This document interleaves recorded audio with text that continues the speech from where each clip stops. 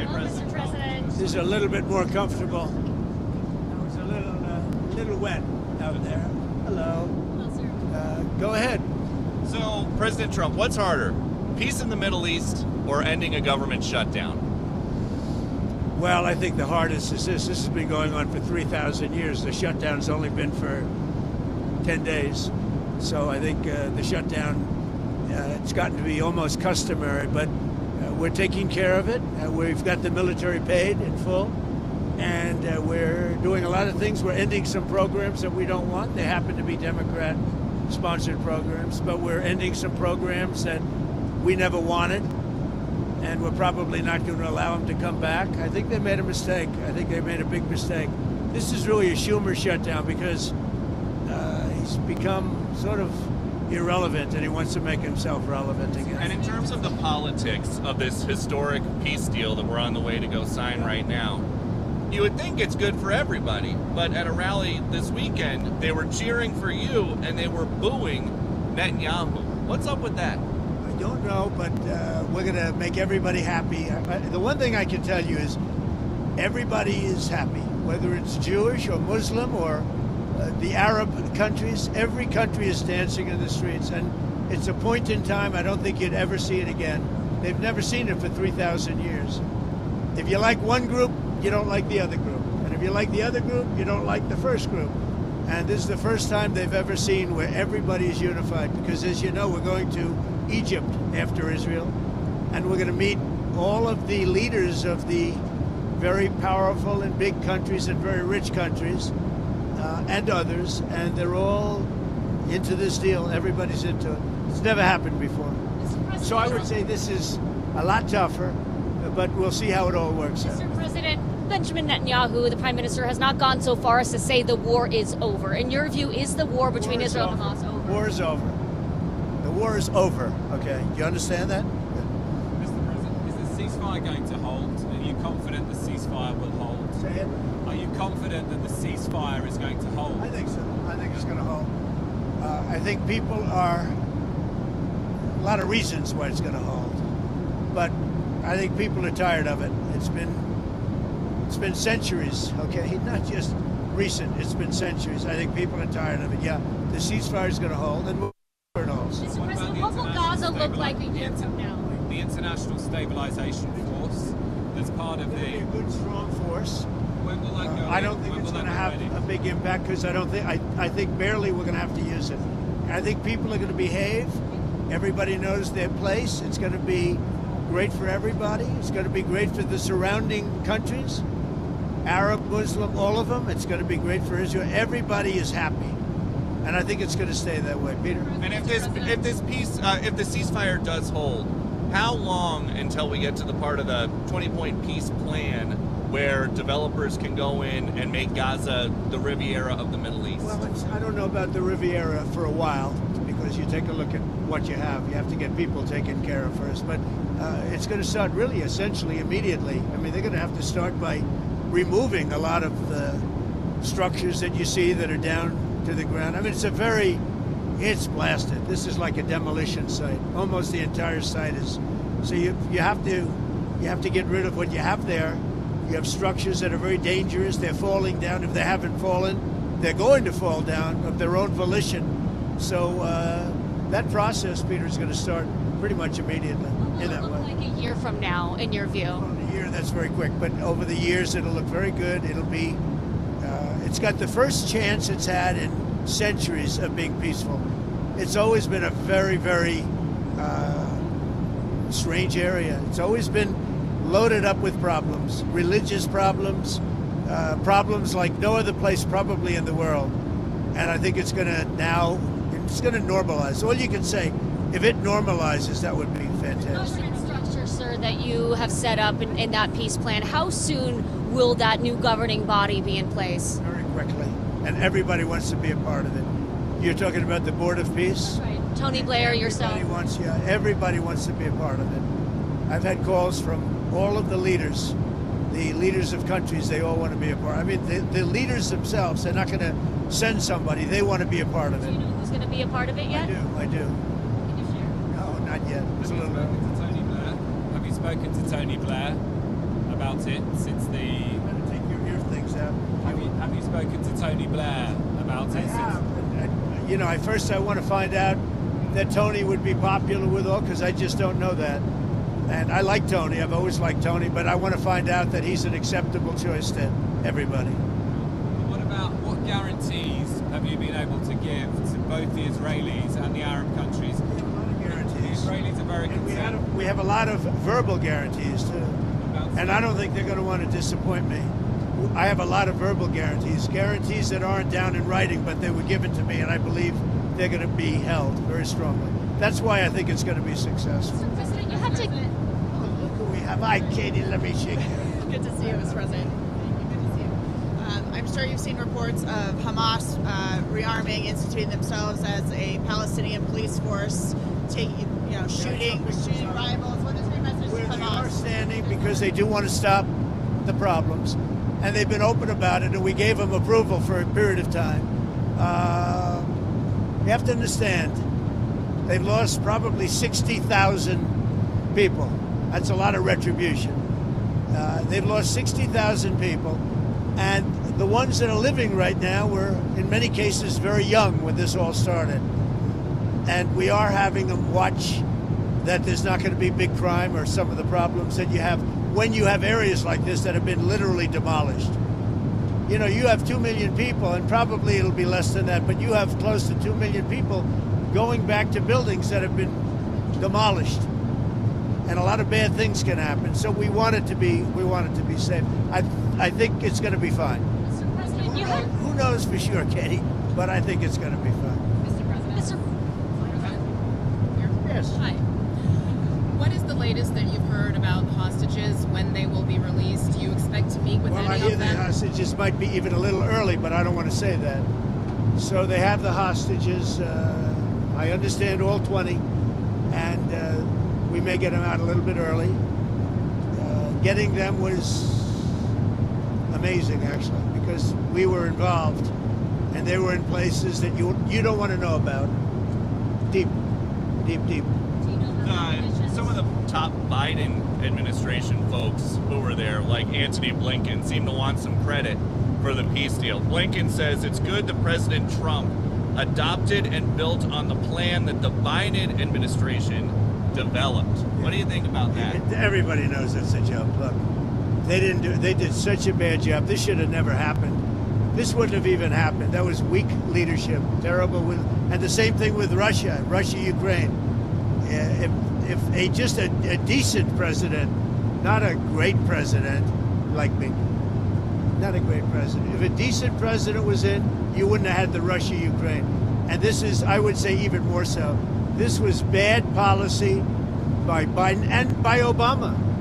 Remember when Bibi came and he begged that you not do what they were doing with Iran? You remember that, right? Begged them. And they wouldn't even listen to him. Everything they did was the opposite of what you should have done. And it's nice that they try and take a little credit. That was years ago, and the mistakes were made years ago, and it was both by Biden and Obama. And so what did you do so differently? Because I know a lot of it was behind the scenes. So what did you do so much differently than Joe Biden and to end the war? I resonated with the Arab leaders, the Muslim leaders, and the Jewish leaders. For whatever reason, you tell me why. You know, he said that in my first news conference, I answered more questions of him than Biden did in 4 years. And I think that's pretty close to being true. Now, there were no Pinocchios in the fact check. That's right. That's right. President, your relationship with Prime Minister Netanyahu has been through some ups and downs. You had to get a little tough on him. Where is that relationship now, and can you tell us about it? It's very good. He just put me up for the Nobel Prize. So, you know, I don't know what it means with the Nobel Prize, but he put me up yesterday for the Nobel Prize that I should get it. So, I mean, I think it's very good. Has he made commitments to you personally about moving forward to the next phase of peace? Look, let me tell you, he's a wartime president. He did a very good job. I had some disputes with him, and they were quickly settled. I can tell you that. But as far as I'm concerned, I think he's done a great job. I think he was the right person at this time. You know, look, it's been It's been this way for centuries. You know, we're not talking about for 10 years, for 5. It's been this way for centuries.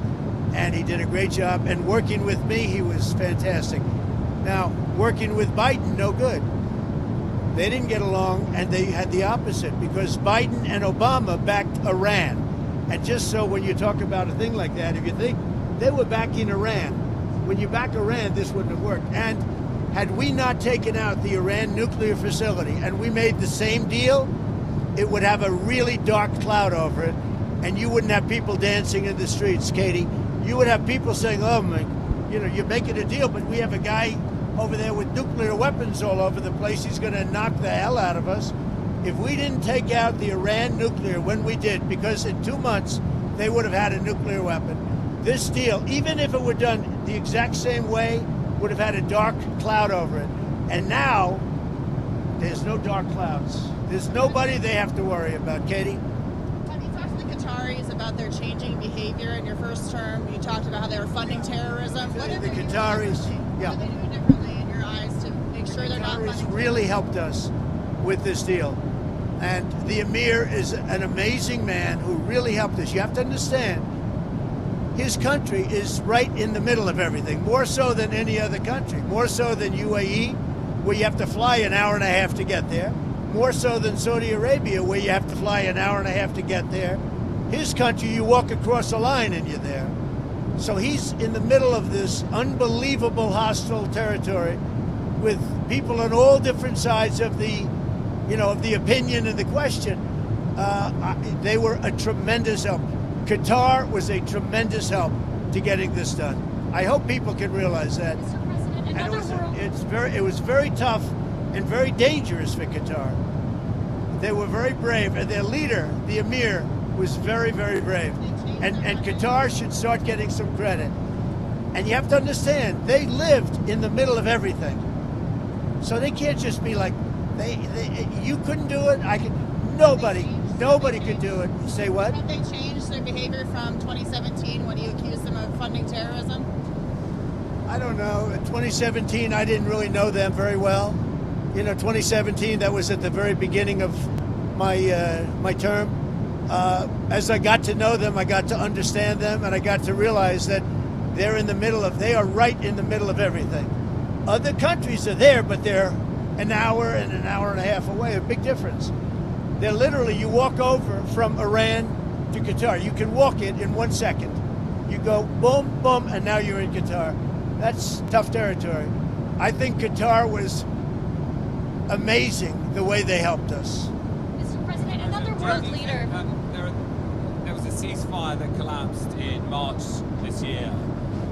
There was a ceasefire earlier this year that collapsed in March. Do you think this could have been done then? This took a lot of pressure on both sides. But do you have any regrets? I see it, and I see it with Russia too.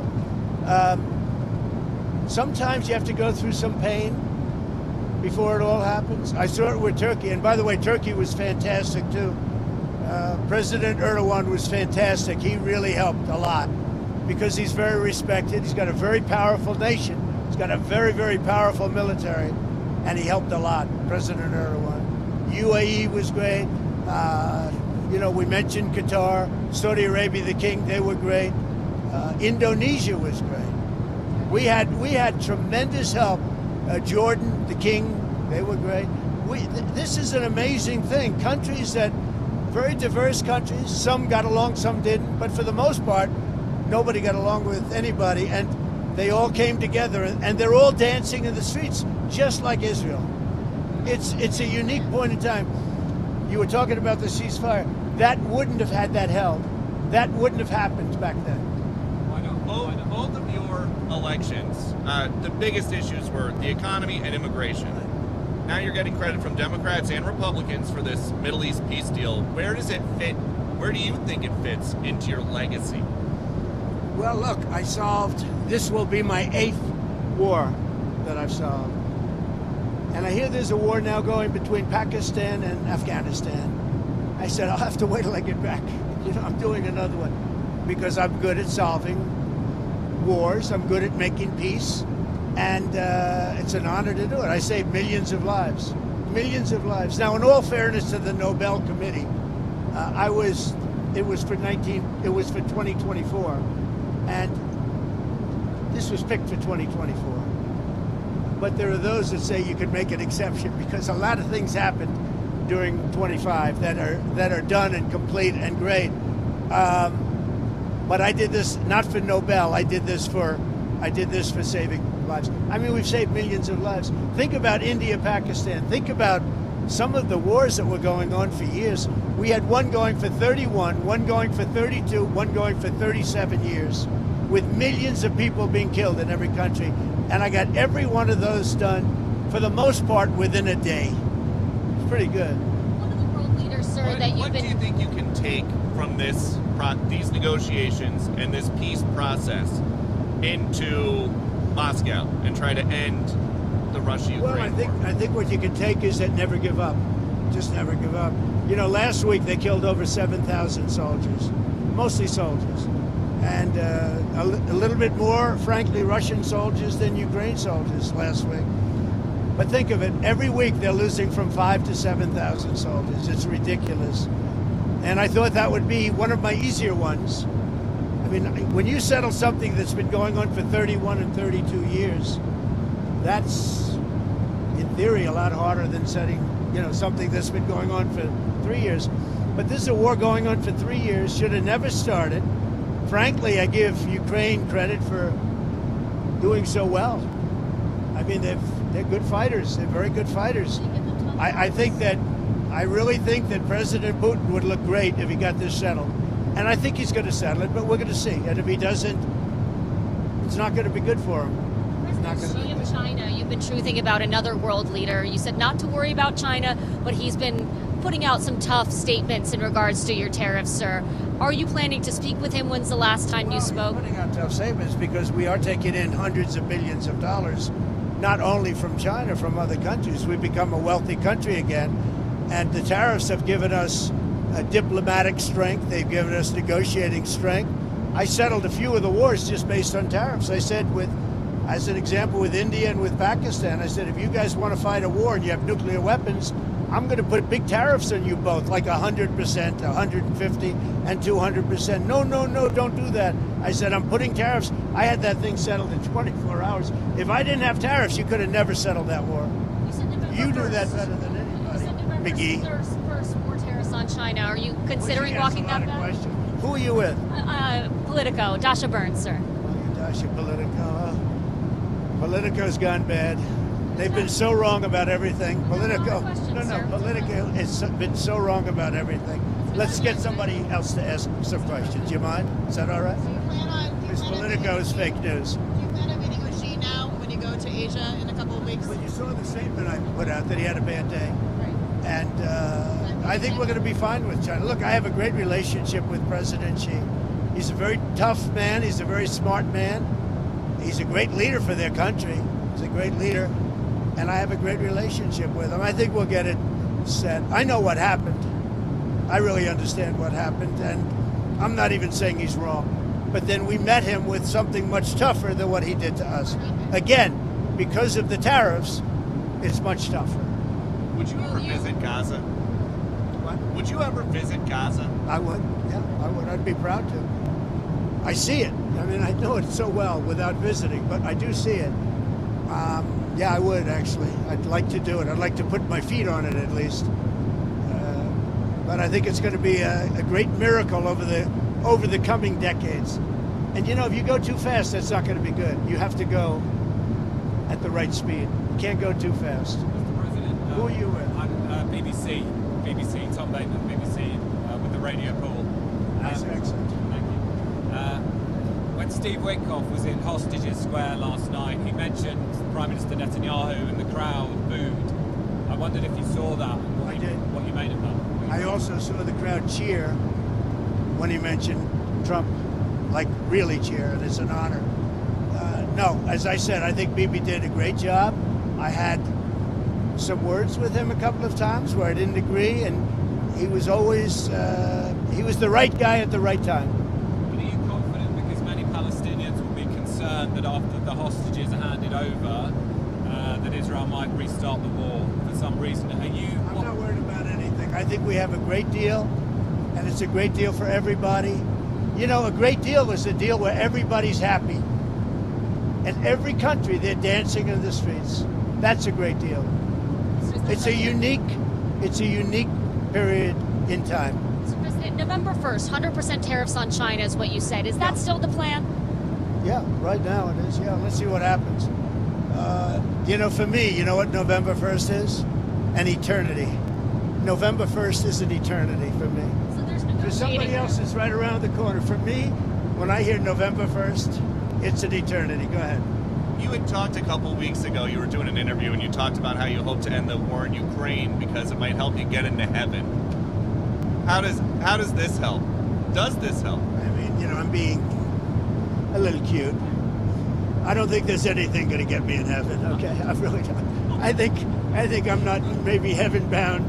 I may be in heaven right now as we fly in Air Force One. I'm not sure I'm going to be able to make heaven, but I've made life a lot better for a lot of people. And you know, as an example, had the election of 2020 not been rigged, you would have millions of people living just in Russia, Ukraine alone. That would have never happened, and it didn't happen for 4 years. And I knew Putin very well. It was the apple of his eye. All the things I've said would have never happened. We had an incompetent administration. We had an incompetent president. And because of a crooked election, millions of people are dead. And by the way, the Israeli thing was much harder to get settled because of the past administration. Okay?